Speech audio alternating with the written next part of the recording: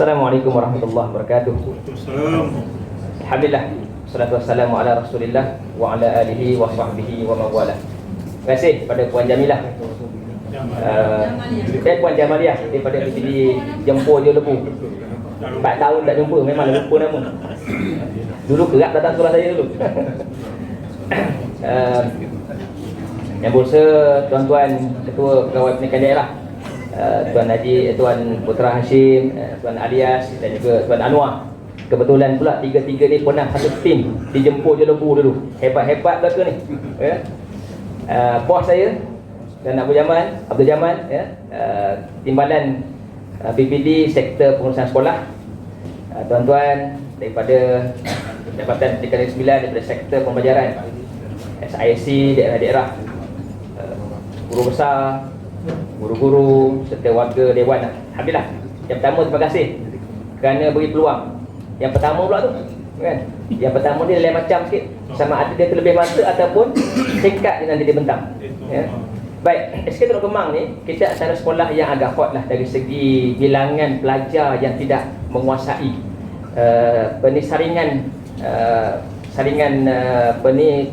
pemulihan yang dibuat pada awal. Kita lebih kurang dalam 70 orang pelajar tahun 2 dan 3 yang tidak melepasi ya. Kerana apa? Kerana antaranya tercicir ketika PKP dahulu pada tahun lepas 2020 dan 2021, menyebabkan ramai pelajar yang tidak boleh menguasai basic pendidikan ya. Jadi apabila kami dipilih ataupun kami dimasukkan dalam program pelangi ni ya, kita rasa satu kelebihan kerana kita dipandang dan juga akan diberi bimbingan serta juga dipandu bagaimana nak melonjakkan prestasi anak-anak. Dan alhamdulillah dengan program ni kita cuba baiki. Apabila saja datang beberapa orang pegawai daripada PPD dan juga jabatan untuk berbincang tentang isu yang berlaku dari pencapaian pelajar yang rendah dan juga untuk melihat bagaimana yang kita boleh buat. Selepas itu kami di SK Teluk Kemang kita berjumpa buat satu pertemuan antara perlengkapan guru bimbingan dan juga guru yang hampir dengan subjek-subjek pemulihan ini. Maka bagi saya yang pertama sekali, saya beri peluang, kita bagi peluang pada guru-guru untuk melihat, menilai dan juga merancang. Rancanglah dulu apa yang cikgu fikirkan, kerana cikgu yang paling hampir dengan pelajar ya. Cikgu yang nampak apa kelemahan pelajar, di mana kekurangan yang perlu diperbaiki. Kemudian kita beri peluang, bagi masa untuk mereka merancang, kemudian dibincangkan sekali lagi dan kita akan buat penambahbaikan. Akhirnya kita laksanakan program. Okey? Baik, apa yang kita buat? Teruskan ya. Yang kita buat pada saya kemungkinan bagi sekolah-sekolah, semua sekolah yang lain pun begitulah mereka buat ya. Kebanyakannya akan buat perkara yang sama. Sebab kita nampak dari segi kita ni, kita nak buat satu benda yang agak pelik ataupun drastik. Satu, kemahiran. Satu lagi kemungkinan kemampuan kita. Tapi tak apa, kita gunakan mungkin yang biasa dibuat, cuma kita gunakan pendekatan yang lebih baik ya. Jadi kita laksanakan. Apa pakai pointer? Baik. Okey. Oh, sorry. Baik. Ini secara overall lah. Kami setakat ini, ketika ini di SK Teluk Kemang, bilangan pelajar kami yang terkini yang berakhir pada Jumaat baru ni ialah seramai 898 orang. Senang nak ingat sebab kurang 2 tu nak sampai 900 ya. Tapi bilangan ini dia sentiasa bertukar, bertambah dan juga berkurang. Kerana Teluk Kemang ni sekolah yang agak unik ya. Sebab di situ adalah pantai Peranginan. Orang datang dan pergi kerap. Orang datang ke Teluk Kemang ni hasratnya nak cari kerja. Kerja sekejap, bawa anak apa semua. Sampai satu masa tak boleh kerja, balik semula ya. Tetapi peningkatan kita daripada tahun lepas 2021 untuk tahun ini peningkatan 100 lebih. Tahun lepas kita hanya bilangan 700, tak sampai 800. Tapi tahun ini sudah hampir mencecah 900. Kena tengok apa peristiwa yang berlaku pada tahun tersebut ya. Baik, ini adalah data bilangan murid pemulihan bagi tahun 2, tahun 3 untuk subjek PM dan juga matematik ya. Mas adalah selepas saringan yang pertama.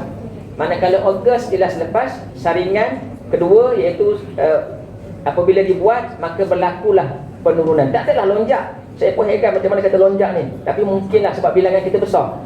Ya, bilangan yang asal itu besar. Ya, daripada 38, 25, 13, 24, maka dia nampaklah pengurangan itu seramai, ya, kalau PM 99, MAC 59. Mungkin itulah dilihat satu penambahbaikan.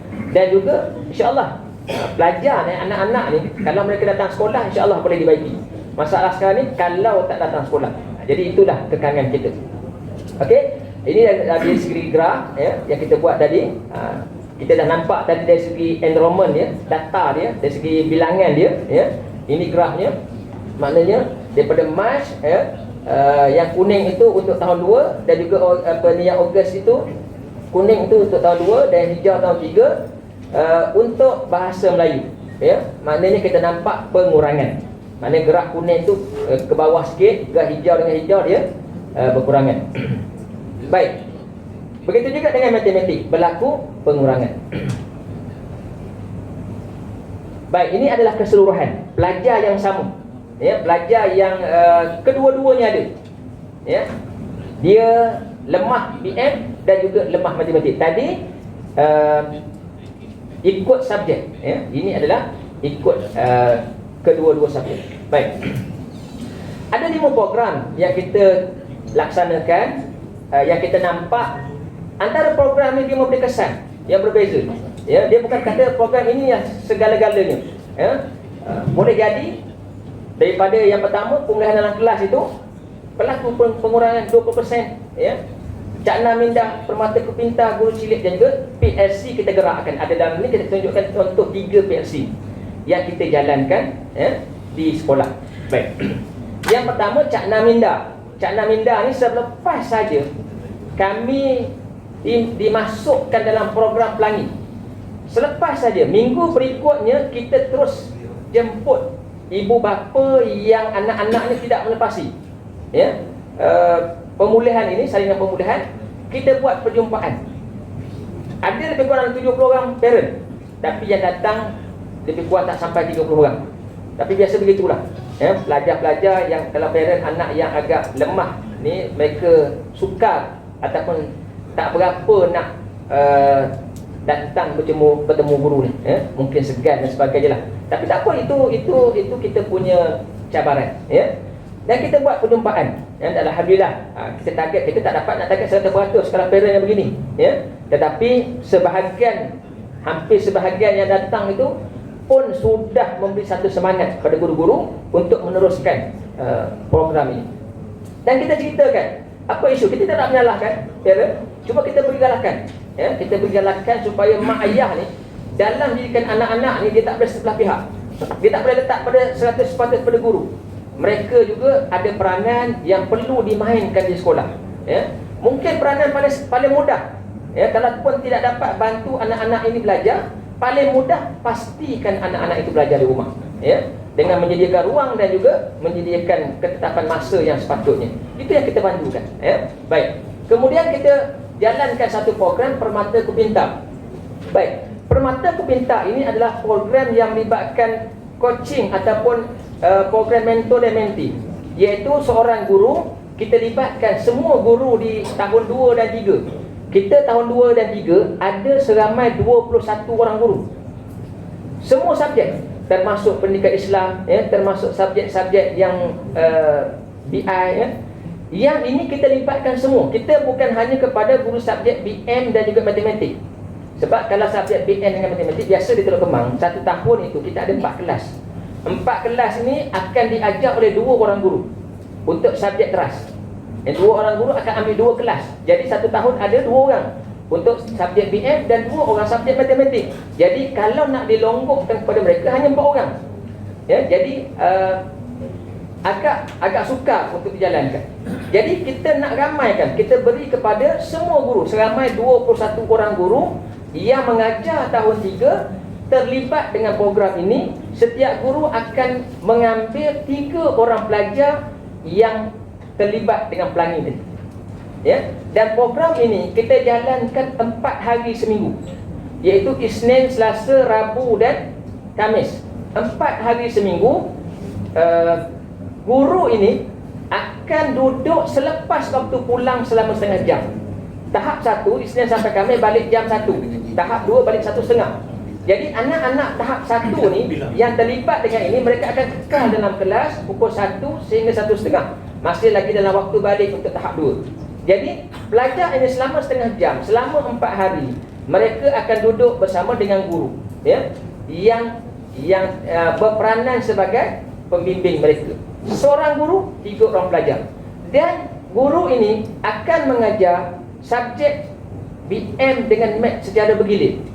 Ya, walaupun apa pun dia subjek, ya, tak ada masalah pun kan nak ajar BM dengan Math basic saja. Kan kita rasa dan bagi guru-guru pun bukanlah satu yang sukar. Kita bukan suruh ajar Math tambahan ni kan. Ini Math basic tambah tolak. Jadi semua guru boleh buat. Dan alhamdulillah yang ini sangat disokonglah oleh guru, ya. Tidak ada guru yang kita nampak culas ataupun cuba mengelak, ya. Dan ketika laksana ni kita pastikan setiap hari pelajar ini mesti ada bimbingan guru. Walaupun guru tersebut seandainya tidak berada di sekolah. Katalah ada guru tu tak dapat datang hari itu, sama ada bertugas luar atau sebagainya, maka anak-anak ini terus kita taggingkan pergi kepada guru yang lain. Iaitu guru yang 21 orang tadi akan ambil seorang, dia akan bahagi-bahagikan. Jadi kalau 3 orang tadi akan jadi 4 orang lah untuk hari-hari tertentu. Jadi usaha ini kita tak buat dalam bentuk yang kita kata ada masa buat, ada masa tak buat. Kita jalan selama 3 bulan itu terus, ya, tanpa henti. Dan ini adalah yang paling memberi impak lah. Sebab apabila sentuhan secara personal, lebih mudah anak-anak ini dapat, ya.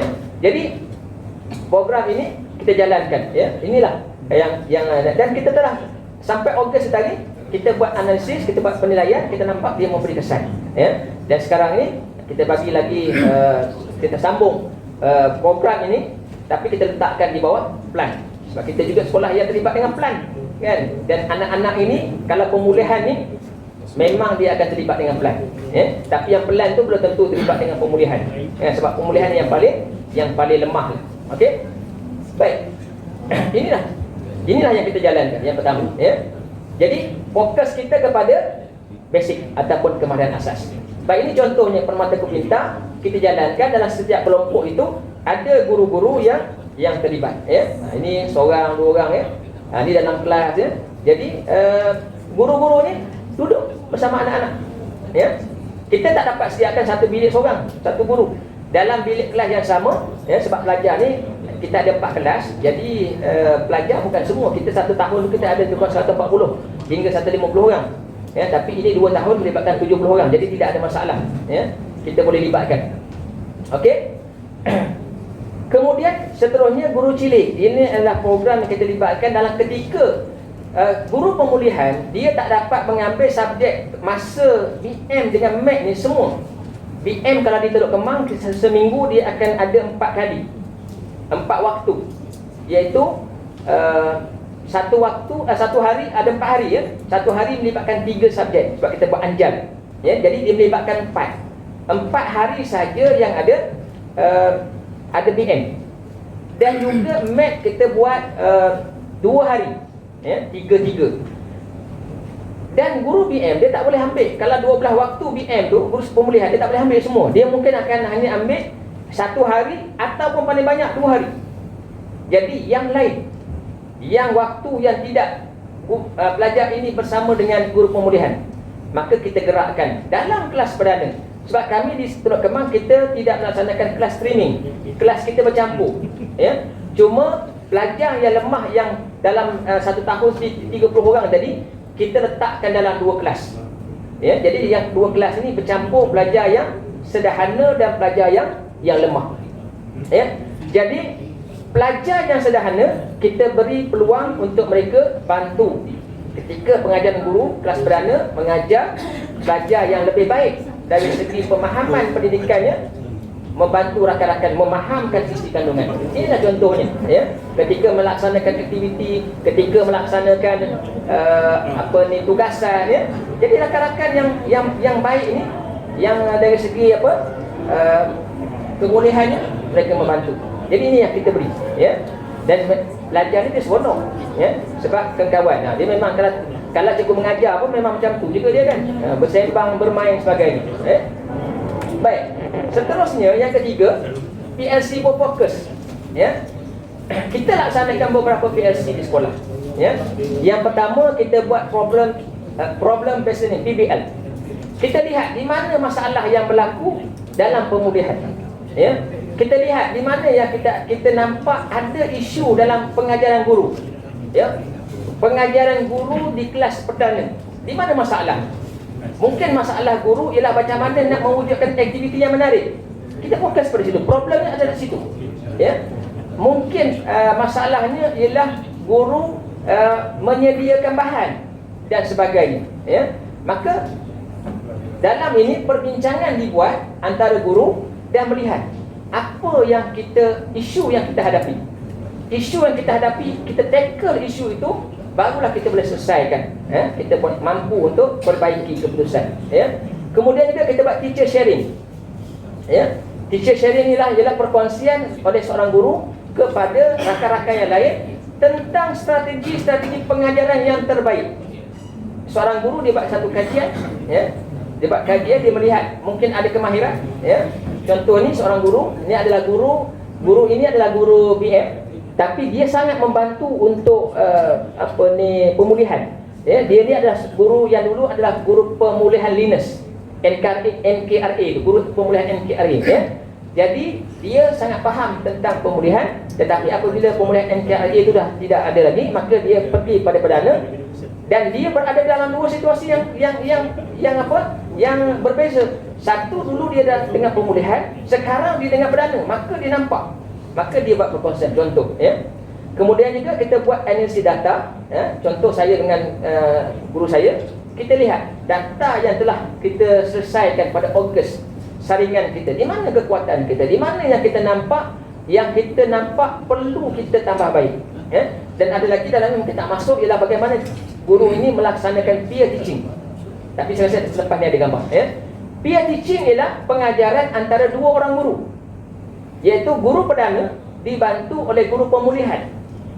Ketika kelas tersebut tidak dalam jadual pemulihan, tetapi guru pemulihan ketika itu waktu free. Jadi dia akan masuk ke kelas perdana, dia melihat membantu guru perdana ini mengajar, dan dia akan berselang-seli ataupun take over, gile-gile mengajar, ya. Jadi maknanya pengajaran itu dapat dilihat dan juga dapat ditambah baik antara satu sama lain. Kita lihat orang mengajar, kemudian kita juga mengajar, rakan kita lihat, dan kita boleh lihat di mana kekuatan dan kekurangan kita, ya.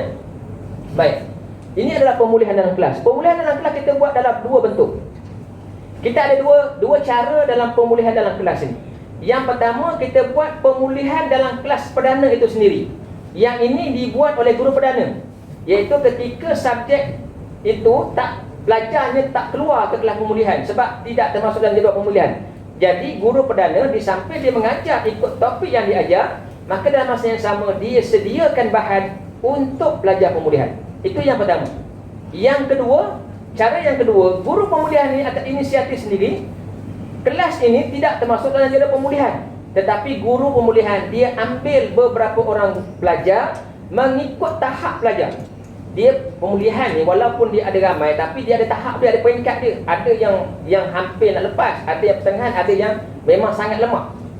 Jadi dia ambil fokus kepada ikut kebolehan pelajar, ya, mungkin dalam 4 atau 5 orang, dia bawa ke kelas dia beri bimbingan secara direct. Itu satu lagi cara pemulihan yang dibuat untuk atasi. Contoh inilah, ya.